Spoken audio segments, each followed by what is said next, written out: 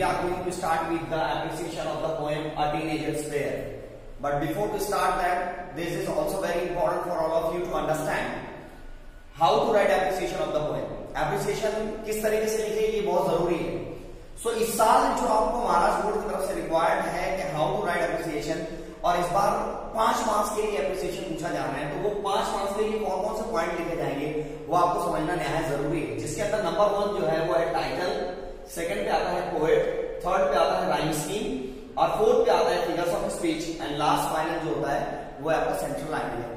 अगर इसमें सीक्वेंस अगर आपकी इधर उधर हो भी जाती है तो भी कोई मसला नहीं है, आपको मार्क्स पूरी मिलेगी. सो आप ये भी समझ लीजिए कि इसका मार्क वेटेज क्या होगा. सो अगर आप सही तौर से टाइटल लिखते हैं तो आपको इसकी मार्क्स मिलेगी हाफ. उसके बाद में आता है पोएट, जो कि पोएम के साथ में दिया हुआ होता है, तो पोएट का अगर आप नाम बराबर लिखते हैं तो आपको मिलेगी हाफ मार्क्स. उसके बाद में आता है राइम स्कीम.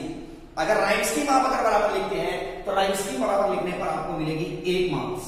उसके बाद फिगर्स ऑफ स्पीच दी हुई है, फिगर्स ऑफ स्पीच को अगर आप करेक्ट लिखते हैं तो फिगर्स ऑफ स्पीच के लिए मिलेगी आपको 1 मार्क. उसके बाद में आता है लास्ट, जो कि बहुत इंपॉर्टेंट है, ये पूरे अंडरस्टैंडिंग पर डिपेंड है कि आपने कितने तरीके अच्छी तरीके से इसको समझा है. तो सेंट्रल आइडिया या थीम जिसको हम लोग कहते हैं, अगर इसके ऊपर क्वेश्चन आता है तो ये रहेगा 2 मार्क्स के लिए. इस तरीके से पूरी एग्रीगेट अगर मार्क्स की देखेंगे आप तो टोटल मार्क्स होती है 5, हाफ ऑफ 1 2 3 4 5. सो 5 मार्क्स के लिए एप्रिसिएशन पूछा जाएगा. आइए बढ़ते हैं appreciation of the point, that how to write appreciation of the point. पूछा जाना है वो एप्रिसिएशन लिखने के लिए 5 पॉइंट का होना जरूरी है, जिसमें पॉइंट नंबर 1 जो है वो पहला है title. What is the title of the poem? A Teenager's Prayer. After that, इसके बाद जो लिखना है हमको, सेकंड नंबर पे है poet. The poem is composed by J. Morse. Third number पे जो आता है हमारा है वो है rhyme scheme. What is the rhyme scheme of the poem? तो rhyme scheme of the poem है ABCD. आगे देखिएगा कि जो 4th पॉइंट पे हमको लिखना है वो है फिगर्स ऑफ स्पीच. इस पॉइंट के अंदर कौन कौन से फिगर्स ऑफ स्पीच का इस्तेमाल किया गया है? सो फिगर्स ऑफ स्पीच का जो इसमें इस्तेमाल किया गया है, नंबर 1 जो है वो है inversion, second alliteration, third apostrophe and metaphor. ये 4 फिगर्स ऑफ स्पीच का इस्तेमाल किया गया है. एंड लास्ट वेरी इंपॉर्टेंट, जो सबसे अहम है, वो है सेंट्रल आइडिया और theme. As we all know कि ये पोएम जो लिखी गई है, it's a teenager's prayer. So what is teenager's prayer?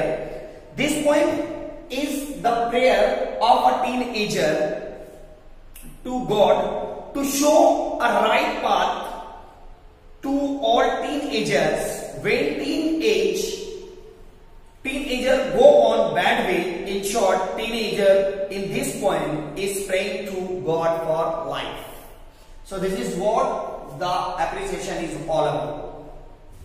Now we have question and answer activity for all of you. Let's get started with the question and answer part. सवाल जवाब में जो सबसे पहला क्वेश्चन दिया गया है वो है What is the age group of the speaker in the poem? And the answer is the age group of the speaker is between 13 to 19 in the poem. Second question is that what decisions does the speaker have to take? Speaker को कौन से decision लेना है, जैसे कि हम लोगों ने देखा. So what the decision he is going to take is the speaker has to decide which road to take in life in order to find success and to travel down the darken road that will lead to great distress. The question number 3 is what does each new day fetch? हर नया दिन क्या लेकर आता है? The answer is that each new day fetches new beginnings and decision must take. The next question is that, चौथा question जो दिया हुआ है वो है how should one react to temptation? जब इंसान को बुरे ख्यालात आते हैं तो उसको उन चीजों से कैसे रिएक्ट करना है, तो ये क्वेश्चन है. इसका आंसर देखेंगे. We should say no when temptation comes in our way.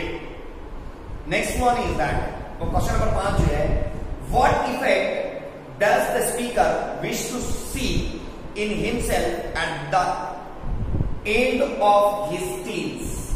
Now, the answer is the speaker wishes that his life has lived its very best with the Lord walking next to him. And after that, the question number 6 is, छठे number का जो सवाल है वो कुछ इस तरीके से है, in what condition does the poet wish to maintain his body? किस सूरत हाल में जो पोएट है, जो स्पीकर है, वो अपनी बॉडी को मेंटेन रखना चाहता है? The answer is, the poet wishes to maintain a clean and fit body that is free from any temptations, because temptations come in the way when the poet grows up.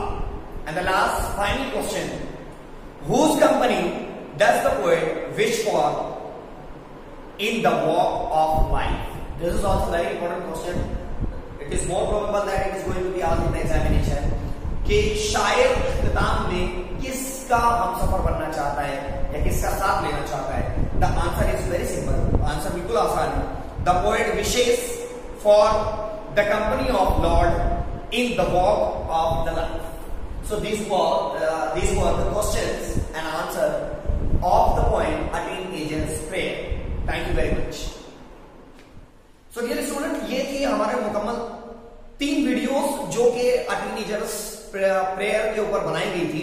ये तो chapter number 1.1 A Teenager's Prayer, जिसमें आप लोगों ने सबसे पहले lecture के अंदर देखा कि एक्टिविटीज दी हुई थी. उसके बाद में सेकंड लेक्चर में आपको देखने को मिला कि पूरे पोएम का एक्सप्लेनेशन था. उसके बाद में आप जो थर्ड वीडियो आप देख रहे हैं, ये आपने देखा. इस वीडियो के अंदर आपको क्वेश्चन एंड आंसर की एक्टिविटीज, साथ ही साथ एप्रिसिएशन ऑफ द पोएम जो बोर्ड पूछता है उसके मुताबिक दिया गया है.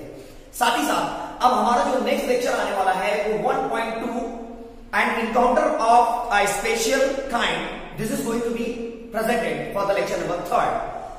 फाइनली मैं आप तमाम लोगों से दरखास्त करना चाहूंगा, तलबा से, असातिज़ा से, वालिदैन से और तमाम ही नाज़रीन से, कि हमारे इस वीडियो को दूसरे बच्चों तक जरूर पहुंचाएं और आपके पास में जो कंटेंट आ रहा है, जो इसको समझने के लिए कोशिश करें. और साथ ही साथ मैं आपसे एक और गुजारिश करता हूं कि आप हमारे चैनल को लाइक करें, सब्सक्राइब करें और कमेंट जरूर करें. Thank you very much.